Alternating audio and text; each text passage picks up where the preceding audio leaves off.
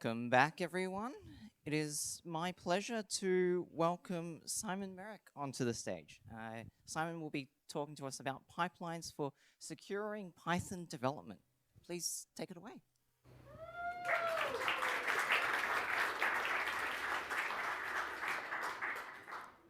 Kia ora, Melbourne. Congratulations on making it this far through the conference. I hope you've had a great time like me. It's my first time here in Melbourne, and I'm so delighted to be able to speak to you. Welcome also, it seems, to the Information Security mini-conference as well. I'm so grateful for the talks that have come before me. They have covered some of the material that I will cover in much greater detail.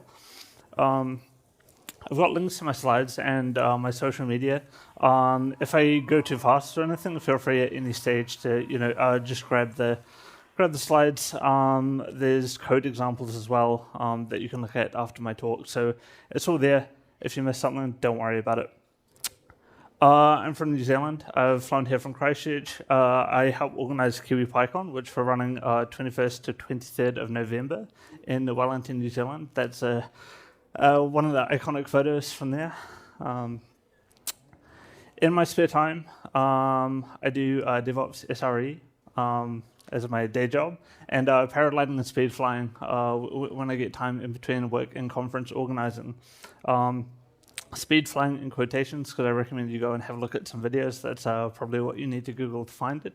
That's not a picture of me, but that is towards the extreme end of the sport and what I'm working towards. So being in payments, I spend a lot of my time thinking about risk, and also, as you can see in my personal life, risk assessment. Yeah. In 2017, it was estimated that about 8% of all web apps on the internet have critical vulnerabilities. 2017 was a long time ago. We've had like a pandemic and like several other terrible events since then. So a lot has changed. According to the 2024 Stack Overflow survey, somewhere between 25 to 26% of all people in our industry have entered the industry in the last 9 years. So a lot of relatively newer people, which is awesome. The biggest change, obviously, vibe coding has entered the chat. Our world has been proliferated by these big names, OpenAI, Claude, Gemini, which some would argue are radically changing the way we code for better or for worse. It's certainly allowing a lot more people who have never thought about writing code and deploying apps, again, for better or for worse, to try their hand at it. Yes. Since about 2016, the amount of code tracked in, I think this is just public GitHub repos, has massively skyrocketed from about 19.4 million repos to 420 repos, and the data cuts off in 2023. I couldn't find more recent information. So there's loads of code out there. So where are we at now in terms of security? Well, more recent studies estimated that 70% of web applications have severe security gaps. And if we consider how much extra code is out there now, it's no wonder that the US government National Vulnerability Database is tracking about 25% year-over-year increase in the number of new vulnerabilities. At the same time, there's an expected 85 million personnel shortfall of cybersecurity professionals by 2030. And that's really not that uncommon for most organizations, if they even have dedicated security resources, to have ratios of about like 1 security engineer to 100 developers. Security teams tend to have to exert their influence on the organization by setting policies and guardrails and delegating the actual implementation to teams. So whose job is it to keep us safe and secure as developers? Spoiler, it's us. We need to find ways to help us do secure development. Now, the cybersecurity space is very vast. People at the back, I don't actually expect you to be able to read this. The point is how many domains there are, and each of these go like very, very deep. They're just the tip of the iceberg. But if we zoom into the top right-hand corner, this is where we as developers can actually make a bit more of a difference and where we're going to focus for this talk.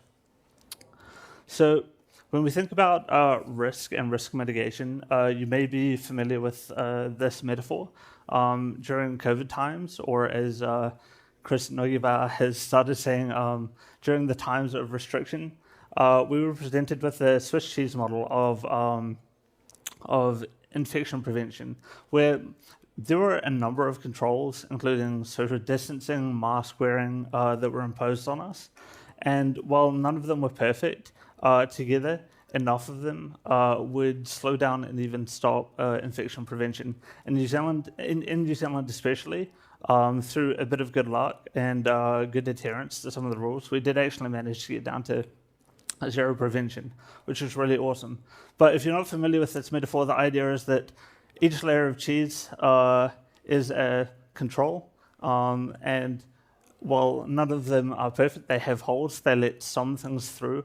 If we stack them up enough, then hopefully by some point, none of the holes will align and infection won't spread. So we can actually build up a similar model for thinking about how we might deal with some of our own security challenges. Please excuse my drawing. I'm not an artist. The first layer of the model that we're going to talk about is secret detection. GitGuardian, who are a vendor for secret detection, estimated that in 2023, there were about 10 million secrets committed to GitLab, to GitHub. So the first layer that we're talking about is secrets detection, and the tool I want to bring to your attention is GitLeaks. It's free and open source, and it can help us try and detect early if we're about to commit secrets into our repository. So through this talk, I'm going to build up a GitLab-flavored CI/CD pipeline. So this is the YAML syntax specifically for GitLab. And the code examples that I provided at the beginning, I do also have GitHub examples. But these ideas can be applied to whatever CI/CD system you will use. So we'll start by defining a stage, secret detection, and our job, which is GitLeaks. The GitLeaks job runs in the secret detection stage. We can just grab this image. It looks unofficial, but that is the actual maintainer of the GitLeaks tool. We need to use the entry point syntax just because otherwise it will try to jump straight into the binary for the tool, and we want to run some scripts beforehand. And so there's two ways that GitLeaks works. GitLeaks works by scanning your current working directory.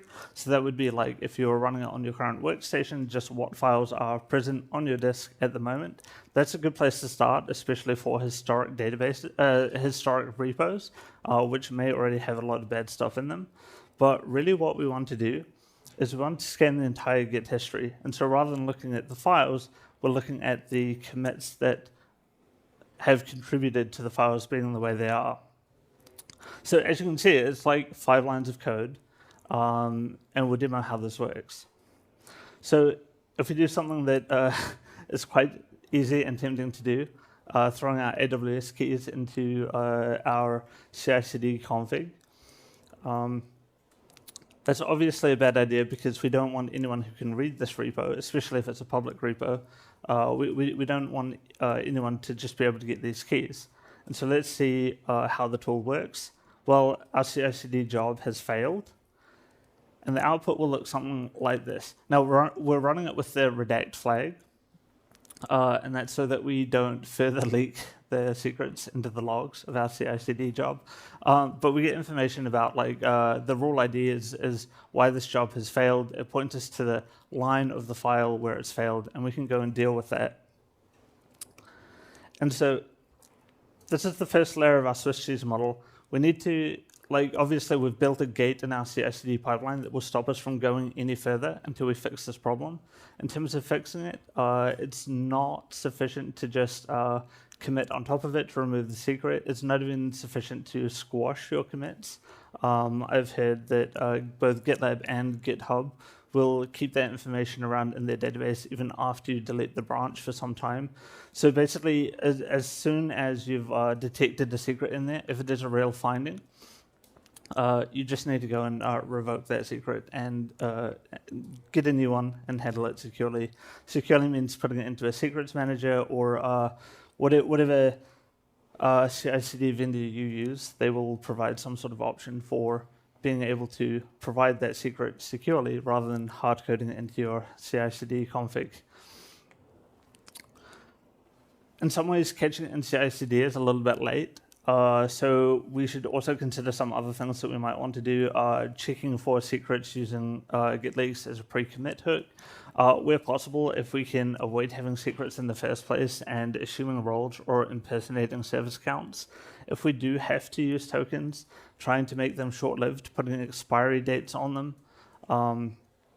Your version control system should also a lot of modern ones will give you options, especially at higher paid tiers, to prevent pushing secrets in the first place. They'll do some, in some cases, fairly basic checks to make sure you're not pushing like .pem files with your SSH keys. But they've got like dictionaries of keywords that they will look for, and they will reject your push. But that is a setting that you have to seek out and enable. If you can, integrate with a secret store or password manager. Like if you're using 1Password or KeePass, they do offer CLI integrations. And if you are using tokens, following principles of least privilege and limiting the scope of token to what's absolutely necessary for the task. And so in this way, actually, the first layer of our Swiss cheese model becomes more like 3 or 4 layers. But to keep the drawing simple, we're just going to show that as one layer. All right, the next layer of our model I want to talk about is dependency scanning, and thank you very much to Tim and Nikki for your amazing talk just before this, covering this in depth. Nikki, I think it was actually thanks to your talk last year that I went and grabbed these graphs from deps.dev. So for a really common Python library like requests, this is what the dependency tree looks like. And it's surprisingly simple. I actually thought this was an error and went and checked all the other ones, and yeah, apparently this is the extent of the dependencies. For something like Fast API, it's a little bit more complicated, which is not surprising. Fast API gives us a lot of really nice stuff out of the box. This one here is for Neutron, which is network switching fabric for OpenStack. It was the most complicated thing I can think of. And you can see at this scale, like it becomes a complete mess. And so hopefully we're all aware of this idea that we have dependencies, they have dependencies, and somewhere way down the stack, there's probably something that's not very well maintained, or it's well maintained by someone who is on the brink of burnout, has another job. It's actually, in reality, it's actually so much worse than this. This is like one dependency that's holding up the entire stack. It's more like 100 different dependencies, each of which are a single point of failure. And it's kind of amazing that we don't have more problems. But if somewhere down that stack there's a bug, maybe an innocent security vulnerability, or even worse, maybe someone has taken over a package maliciously from the maintainer, or very kindly offered to take over the maintenance burden for it and injected something they shouldn't have, then we end up in a situation where, headlines from over the previous years where there's been several attempts to get malicious packages into the mainstream, with the most recent being the NPM attempt from last week. Luckily, they didn't get away with much, but you can see there's like very, very persistent attempts to get bad stuff into our supply chain. So what can we do about it? Well, you may already be familiar with GitHub Dependabot. It's the annoying thing that emails you in the middle of the night with 100 things on your npm package.json that it wants to bump the dependency of. If you're using GitLab, you can set up similar tools like mend renovate. It does take a bit of extra setup, but the tool I want to talk about today is pip audit. So pip audit is an initiative to go through your pip dependencies. It uses the Python packaging advisory database to try and check if your dependency tree contains anything with known vulnerabilities. So this is a pretty extreme example. If you're using Django 1.11.29, run home and patch it, or maybe take the week off and let your colleagues deal with it.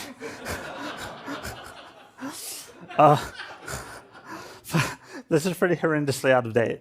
And so let's see what kind of output we get if we run a pip audit against it. In this example, I'm actually running it against the requirements file. But I think it's recommended to run it against a Vim or package where you've actually installed it, because then your dependency graph is fully resolved. Whereas this might not catch it if you've said, if it's just in the requirements file. But so the output of this is you get a list of all the vulnerabilities that the database knows for that version of the package. So how do we put this into our pipeline? Well, we had our secrets detection stage. We can add a dependency scanning stage, and so this is like another layer of that Swiss cheese model. We define our job, and again, just 5 lines of code, and we've got some like pretty basic protection against vulnerable dependencies. And so to go back to our metaphor, that's the second layer of Swiss cheese there. We've created a gate where we can block things going out to production if we want to, if that's in your risk model that contain non-vulnerable packages. With these tools, you can also just pass the warnings. It's sort of down to what your risk model is and how you're using these packages. But being from the payments industry, we would always block them and deal with them as soon as we found them. Now, this is a talk for a Python audience, where we're talking about pip audit, but it extends well beyond the Python ecosystem. If you're using NPM, for a long time, NPM has had audit built in. I think it runs automatically when you do an npm install. It has options to automatically fix it. .NET has similar things. As an exercise for the reader, go away and find out what your ecosystem does as well if you're using Go or anything else. I promise you there is either a native tool in newer versions or a third-party tool that's been around for a while that will do a similar check for you. It also extends beyond your div dependencies. Everything you touch, the operating system your package runs in, the containers you run it in. So you also want to have a look at container scanning. And unfortunately, I don't have a great free open source recommendation for you. Trivia is the one that I've started looking into. Your organization might already be using something like Sneak. If you see that around, maybe talk to other teams and integrate that into your pipeline. But the major cloud providers will also help do this for you, at least at a basic level for free, and an advanced level for a fairly small amount of money. So that's definitely something you can integrate into your pipeline, but it's highly context dependent for where you're running your stuff. Cool. So the next layer I want to talk about is static analysis security testing. Hopefully everyone's heard of the OWASP Top 10. The OWASP Top 10 is an initiative from the Open Web Application Security Project, where they go and analyze all of the ways that packages and projects sort of become insecure and the types of vulnerabilities that are out there. And every 4 to 5 years, they'll release a list of the top 10 most common pitfalls that we need to look out for as developers. Now, seeing as it's 2024, I can't do a talk without mentioning AI. There is also LLM Top 10 that you should go and check out if you're building with AI, LLMs in your project. But if we look at how it's changed between 2017 and 2021, which is currently the most recent version of the standard, there's not really that much new stuff in there. There's a lot of previous ones that have been combined or split or reordered in terms of commonality. But for the most part, it's fairly similar stuff. And if we go all the way back to 2024, we see the same. It's there's a lot of commonality of stuff that's the similar stuff that we're failing as developers. So static analysis security testing, while not perfect, aims to try and at least help catch some of the most basic stuff that we're missing. The This is a screenshot from GitLab. If you start a new project on GitLab, they will offer to enable SAST for you by default, and I think for that they mostly use SimGrep. The documentation actually says which tool they use for which language, but for Python, I'm pretty sure it's SimGrep. The free tool that we're going to talk about today that you can implement for no cost is Bandit. It's reasonably good. Bandit has a bunch of products, a bunch of plugins for checking for various kinds of things. So, audience participation. Someone shout out the security flaw in this code. SQL injection, yep, that's right. You probably also shouldn't store the actual password in the database. I realized when I wrote this trivial example. You should be hashing your passwords. But yes, the vulnerability I want to highlight here is SQL injection. We're constructing the string by passing the username and the password and just using an F string to inject those directly into our SQL statement. Ideally, we want to use prepared statements instead.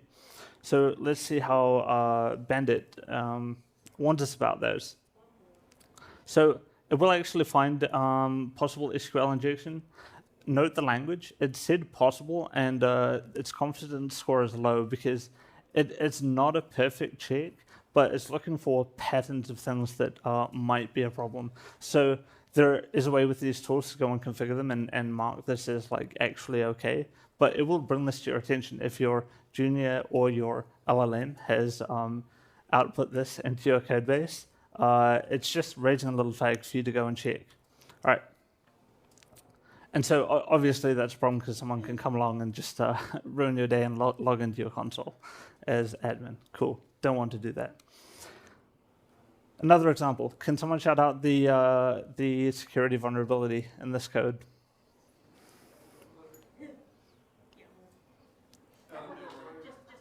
Just YAML? That's fair. Yep. You're actually close. So the thing that Bandit will highlight here for us is use of unsafe YAML load. If you weren't aware, if you're loading arbitrary YAML, it's highly recommended to consider YAML.safe-load. And you can see the finding here is severity medium but high confidence. So the reason you want to use YAML safe-load is that deserializing YAML is actually really dangerous. It's got similar problems to handling Python pickles, which is that. So here's an example. Imagine you're taking user-provided config. Maybe it's a platform as a service app where the user defines how they want their service to run, and this is what you expect the user to give you. They give you something like this. This is valid. Without using the YAML.safe-load, this will cause that bash statement to run in the system. So by using the YAML.safe-load, it strips away a lot of what YAML will try to do for you, and just provides a safe subset. So let's see how we add this to our pipeline.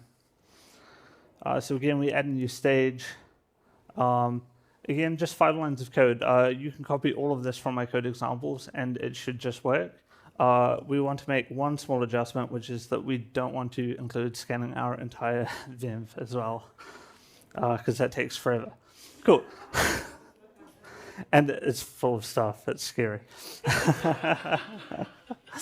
Cool. So we've added SAS to our model, and we've got another gate. Now, at this point, I want to take a quick pause. We've been building this up for the sake of the metaphor, layer after layer. The problem with this is that you have to wait for the first one to run before the second one runs and the third one runs, and this is going to take forever. It's going to upset your developers. It's going to upset me. So what you can do is actually just put them all into one stage. You will want to read the documentation for your CI/CD provider, but at least for GitLab, these will all run in parallel. If any one of them fails, the whole pipeline will fail. Cool. We're not going to go into a huge amount of depth, but if you made it this far, congratulations. You're doing pretty well. Something you might want to look into is dynamic analysis security testing. So whereas SAS is just analyzing your code as it's written and looking for patterns in the code that might be insecure, dynamic analysis security testing is actually probing a running version of your software and trying things like SQLi to see what actually works in the wild. A couple of tools I'd point you to look at are Dastardly by Burp Suite. That is a commercial tool, but they do have a fairly generous free tier. And the OWASP Z-Attack proxy. In my notes, I've included links to how you can get started running those in your CI/CD pipeline. They will take a little bit longer to run as well. Cool. So we've added all of these protections to our code base. We're like totally secure, right? All good? Well, not quite, because as my former colleague Kate Pierce would say, you can't actually test to prove insecurity. You can, you can't test to prove security. You can only test to prove insecurity. So anything that these tools find is something that we probably want to jump on in action.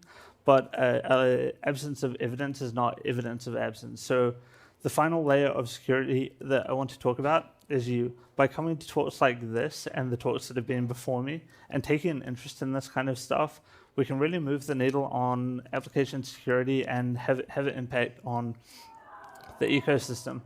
Like I said, we've just looked at this very small corner of the domain of cybersecurity, the map of cybersecurity domains.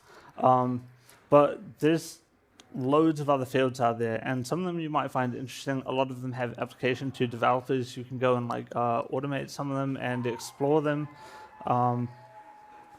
But yeah, all of these essentially act as more layers to the Swiss cheese model by doing better supply chain security at the work that PyPI do to help keep us safe, or the work that is done to implement better TLS versions.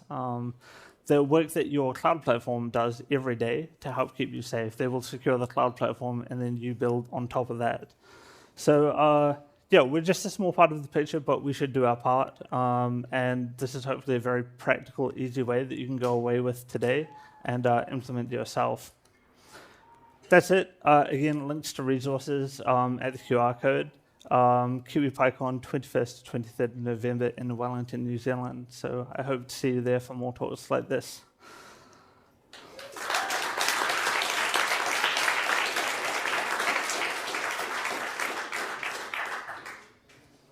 I believe we have some time for questions. Does anyone have any questions? One question?